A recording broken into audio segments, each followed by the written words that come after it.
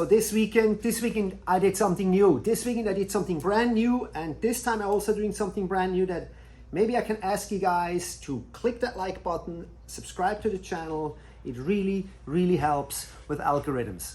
And what I did this weekend, for the first time, we had, not only did I go to a wind sport event, it was also the first wing event here on Maui. Yes, there was a Maui Kite and Wing Fest here for the first time with winging. I guess the kite part has been going on for quite a while, but first time a wing event. And of course, to me, for finally, there is something winging. We've been winging in Hawaii for many years now, but there has not been an event. First, we had the pandemic, of course, that prevented us from having an event. And then now, finally, restrictions have been lifted for quite a while now, and we can have events, even though we had surf competitions for quite a while. However, I was really, really curious to go check that out, and so I went there on Sunday. That was the last day to go see what's going on. How is there a comparison to the SCP events? Is it the same people? Is it different people? What's the format like? What's the vibe all together? So it was really interesting.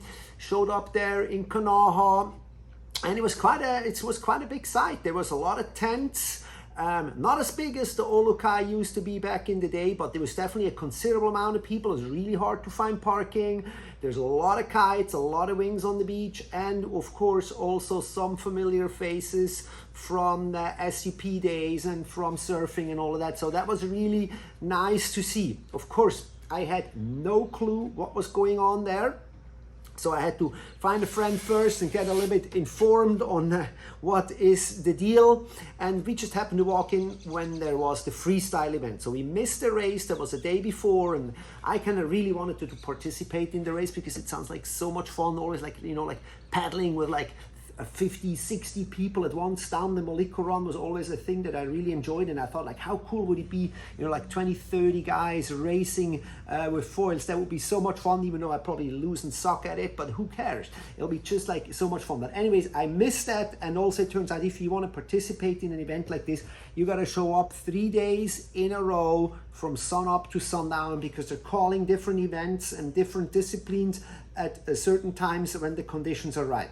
And of course, sadly, I didn't have the time to do that. But anyways, we showed up during the wing freestyle event, and first and foremost, I had to say, like, wow, the skill level there through the roof. Those kids, and most of these guys that were in there were like super young. We're talking like from 11-year-old was, I think, the youngest, or even younger, I think, to like 14, 16.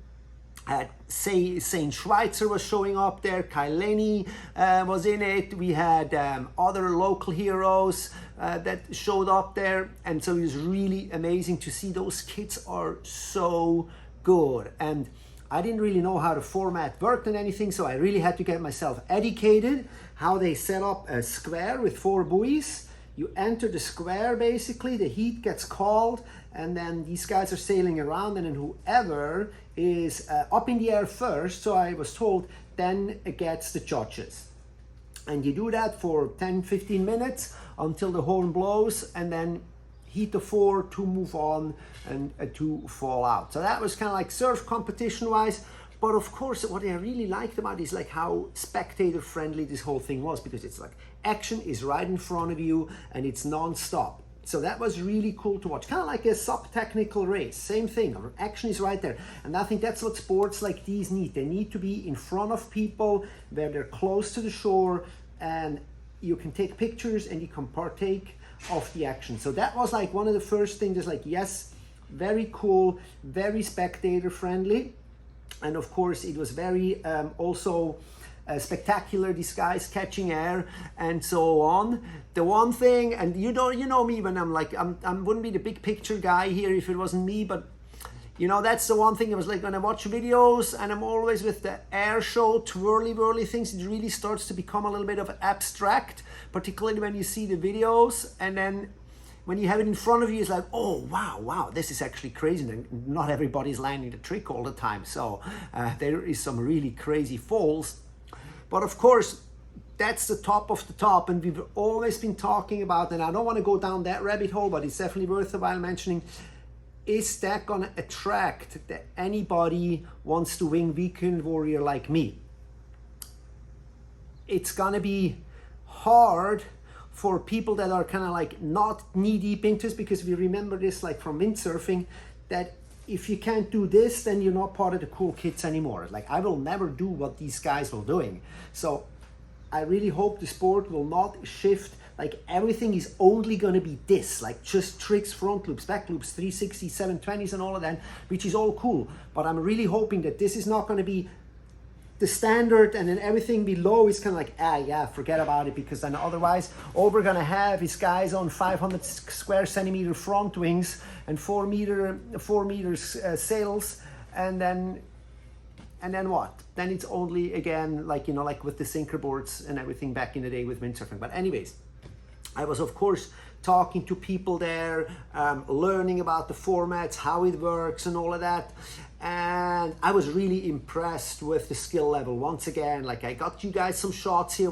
We have some pictures and all of that. And the skill level is really high. But I've been, of course, mainly seeing what's going on in Europe, because Europe is so busy with wing events. They're having a wing festival this week. There's going to be another wing festival coming on next month. They have the GWA tour all over Europe. And here Maui was really, for the first time, that kind of like the locals were able to showcase what they can do. And I've really learned like that some guys here from Maui, they went over to Europe and competed against the French and the Germans, and the ones that are kind of like leading the edges. Like, there, a Swiss guy also in there, a bunch of Swiss people. So, and the level in Europe is still, what I know, much higher and much more competitive. So that was really interesting to hear that right now Europe is really leading the charge in wing foiling. We kind of knew that, because we've seen 99% of the content is coming out of Europe as far as competition goes. I really hope we will be able to bring something, big event with all the top guys here to Hawaii once, like you know, like we had back in the day with the Olu Cup, and everybody would show up, and you could have like a whole weekend. You would do like a downwind foil race, you would do a day with technical races, kind of like do that, but with everybody would come here, because for some odd reason, as always, things start on Maui. But that's not the odd reason, by the way. But the odd reason is that now the leading charge is in Europe, and they've kind of completely taken over. They have overtaken the action really over there. And so we're gonna have to step it up here in Hawaii, guys. But anyways, long story short, it was a really cool event. I was really impressed. I would like to participate in something like this once, because it sounds really cool to go racing with and amongst a lot of guys. Freestyle, no thank you.